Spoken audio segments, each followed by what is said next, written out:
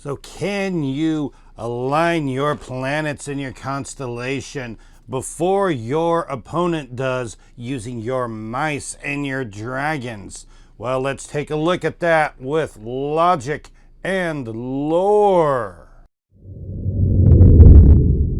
Logic and Lore is a game published by Weird Giraffe Games, designed by Darren Reckner and Jason Hager of Durdle Games. We see that it is marketed as a Wicked and Wise game, Wicked and Wise being one of the other games from Weird Giraffe. So this fits into the same lore from that game. And yes, Logic and Lore, Wicked and Wise, Weird Giraffe seem to have a fascination with alliteration only rivaled by Stan Lee, Peter Parker, Bruce Banner, Stephen Strange. Have you never thought about this before? So Logic and Lore is described as a cozy but competitive deduction game for 2 players. Rivals race to be the first to align their hidden stars numbered 1 through 9. Work quickly and pay attention, as your rival knows how close you are to victory, and they may risk it all to seize the win. So we see that Logic and Lore, this version here has the nice silvery foil on all the stuff here, which is awesome. This was one I got from the Kickstarter. It also comes in a really nice tray box here, which is awesome. So before I get into the game here, I'm going to go ahead and go over one thing that seemed to confuse a lot of people. If you go through the game manual instruction book here, you will find that there are things in the box that are not referenced in this.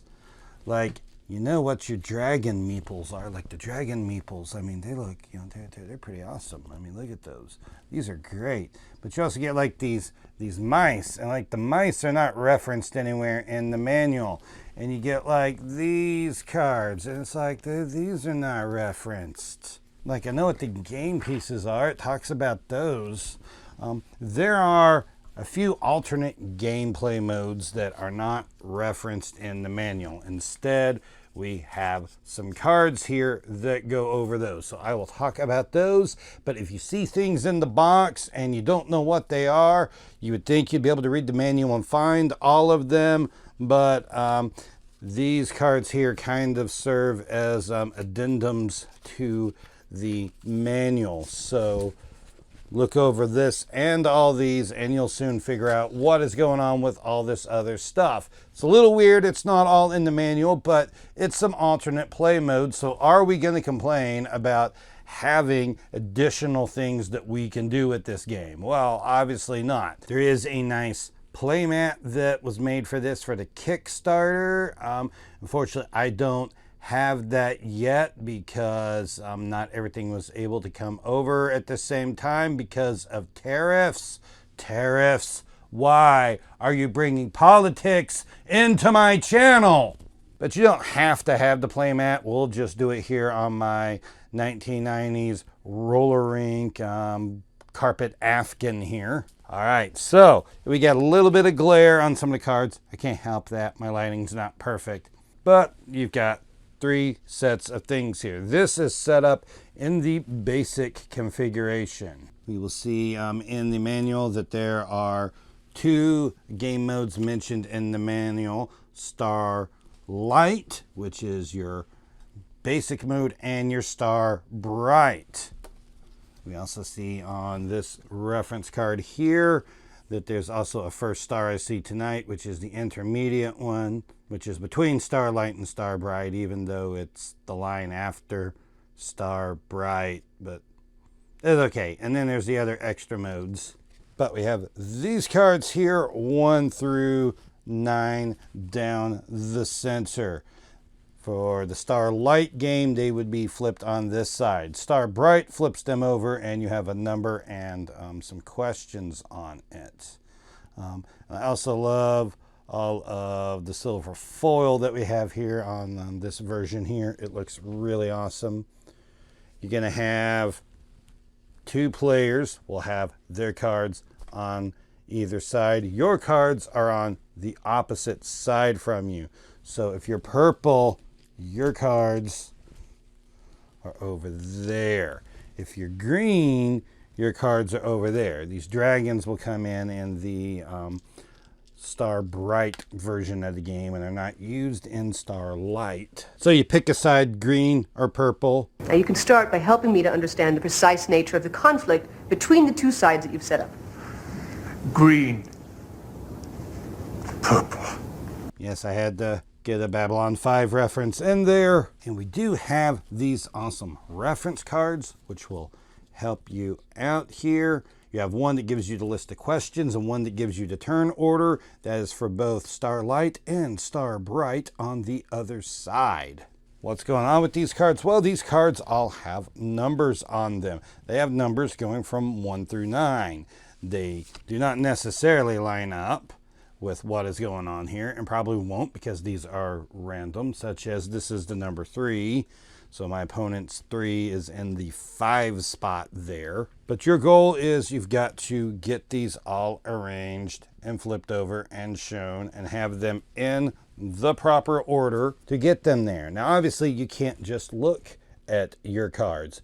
You can only look at your opponent's star cards, and that is when they ask questions. You'll ask questions to your opponent. Your opponent will ask questions. What are these questions that you can ask? Well, I'm glad you asked. Starlight version, we have these 4 questions here. When you ask a question, you're going to pick 2 cards. We'll say that my opponent picks his cards in the 3 and 6 position. I would hold them up like this where I could see them. I would see that the cards that are there are the 5 and the 9. And then the opponent will ask me questions. So all the opponent is going to see is just the back of the card. I'm seeing the actual numbers. The questions I'll ask will be alignment. Are either of these aligned? So are either of these in the proper spot? Either or both of them are aligned. I flip them over, and then they would be showing that they were in the proper spot. Let's say that his 5 were here instead, and he asked if it was aligned. It would just flip over, and now the 5 is in the proper spot there. Now, if you get a yes to alignment, then you're done asking questions. If not, they can continue down, go to neighbors. Are these next to each other in sequence? Are these sequential numbers? You'll say yes or no. If you say yes, then they're done. If you say no, you can continue on to symmetry. Do these add up exactly to 10? Basically, are these even apart from each other? Because like the 1 in the 1 position and the 9 should add up to 10. You also notice here that the sequential numbers are all the same color with yellow, orange, kind of a pink, purple, and then the 5, which is never going to match with anyone since it's in the middle, is the only blue card. Once again, if they say yes, you're done with the questions. If not, they can move to the next one, which will be greatness. Which of these is greater? And this one's not a yes or no, and you'll just like signal which one is greater. And then they're done at that point on asking the questions. You have to ask the questions in order. Obviously, greatness would have to be last because it is not a yes or no question. You can skip questions, but you can't change the order that they are in. On the Star Bright, you actually got 9 different questions that can be asked in Star Bright, and those are going to be ones on the back of the cards. So here in the Star Bright configuration, you would have 9 different questions you can ask. Are either of these aligned? Are they in sequence? Do these add up to 10? Is the sum of these odd? Basically, 2 odds or 2 evens will add up to an even number, but an even and an odd will add up to an odd number. Is the sum greater than 10? Is either within one space of being aligned? You pick one card and ask, is this card on the correct half of the board? The number 5 card will end up being correct no matter where it is, because it's always on the correct half, being in the middle. If swapped, would these be aligned? And then the last card, which is greatest. Once again, these have to be asked in order. There are some things you have to do to be able to ask these numbers, and we'll get into that in a bit. Let's go ahead and take a look at the turn order now that we've gone over these questions. You have 5 steps on Starlight and 6 on Star Bright. There's just one additional one in Star Bright. You start off with Move the Heavens. This is an optional step. You can rearrange any of your face down cards. Of course, you don't want to move any of your face up cards because they're in the right spot. The second one would be Align the Stars. Align the Stars is you just flip all of them over. If they're in the right order, you win. You just won the game. If they're not all in the right order, well, you lose instantly right there. The next one is a step just for Star Bright. Interestingly, in the manual, this step is called Divine the Cosmos. On the reference card, it is called Dragonflight. So a little bit of discontinuity there, but it is the same step. You basically select one of the alignment cards and you place your player token, which are these wonderful dragon meeples, and you place it on one of them. You have to select a card that does not already have a token on it. So if it has one of yours on it or your opponent's, you can't put one on there unless all of them are full. Well, then you can pull your opponent's off and stick yours on it instead. Also, 1 and 9 are always available and do not get tokens on them. They are always available no matter what. Choose Focus, which is you get to choose 2 of your face down cards. This is when your opponent will hold them up where you don't see them. And then you get to Search the Sky, which is to ask the questions that we went over. Once again, on Starlight, it's just ask from any of these 5 questions. I'm just asking them in order. If you do not get a yes, you can continue on to the next question. Once you get a yes, you are done. On the Star Bright, you can ask question 1 and 9 and any of the ones that you have a token on. In Star Bright, on question number 1, if either of your cards are aligned, you will then remove 2 of your tokens off of there, and those cards will no longer have your tokens on it, and that question won't be available to you. Then at the end, you have a second optional Move the Heavens turn, which once again lets you rearrange. So the idea is there that at the beginning or end of your turn there, you can rearrange some of these cards. You may figure out some stuff during the Search the Sky phase, and you may want to move some of your cards. Other things that you have available to you are these tokens. These are from the little cardboard punch-outs that you have. And these all represent different things. Greater. You see that's greater. This one would be the lesser. You have massive, which goes with the more than 10. You have the ones that are just arrows.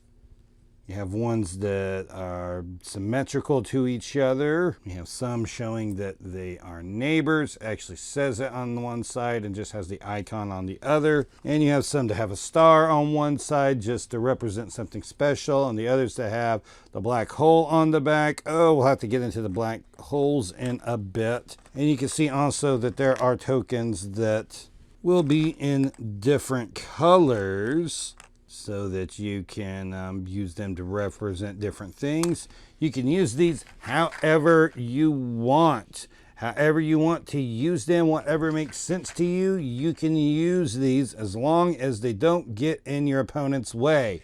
Also says in the rule book that you can use a pen and paper and just take notes. if you like doing that instead. So we have some other things that could go into this. You see that we have some additional cards that go here, and these are black holes. What? Black holes. And black holes can be thrown into this, and there's a few different ways to play with black holes, but the black holes are just kind of extra little dummy cards in there that you have to work out. Since they don't have numerical values, the rules go over how to answer questions concerning the black holes, but they just kind of get in your way and make it a bit harder. One player or both players can play with the black holes. You can also have one player play Starlight while the other is playing Star Bright.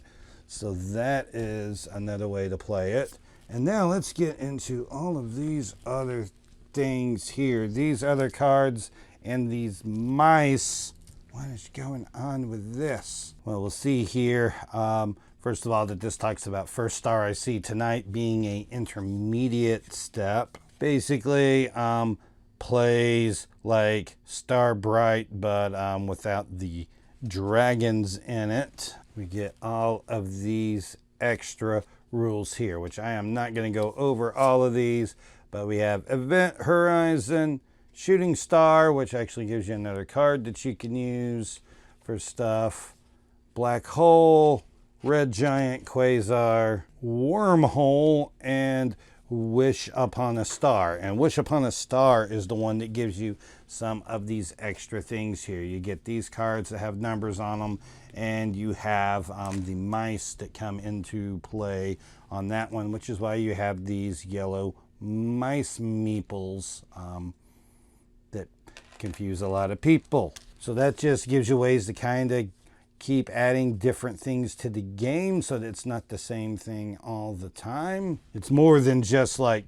two versions of it there, just your Starlight and Star Bright.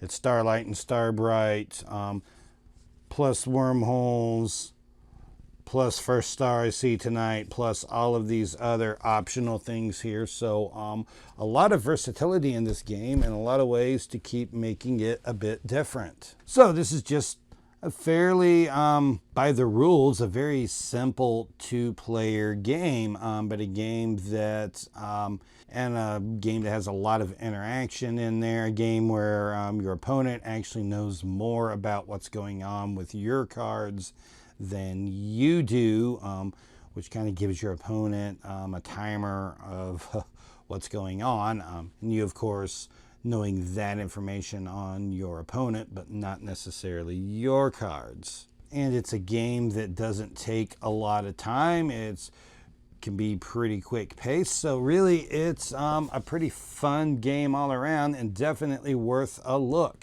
So if you found this video useful, give it a thumbs up and a like. You can go down into the comments section and let me know any of your thoughts down there. And you can also subscribe to my channel to make sure you catch all the videos that I post so you don't miss anything. This is Jeremy with Point Extra G, and we'll see you around next time.